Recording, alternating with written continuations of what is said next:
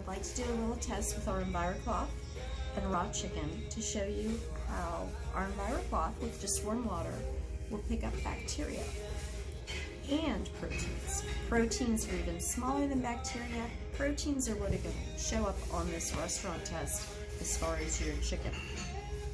So I'm going to take our raw chicken, put it on the counter there. I'm going to clean it with the EnviroCloth. And I'm going to show that there's no cross-contamination by coming over here as well.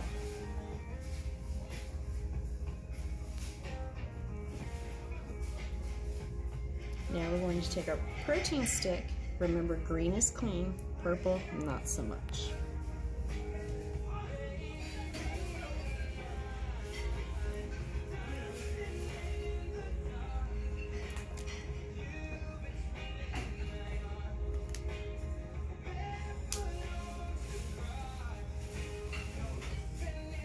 Green for clean.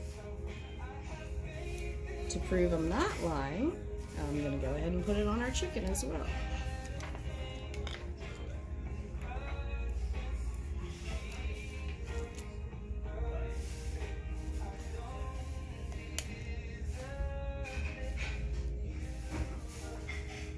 Not so clean.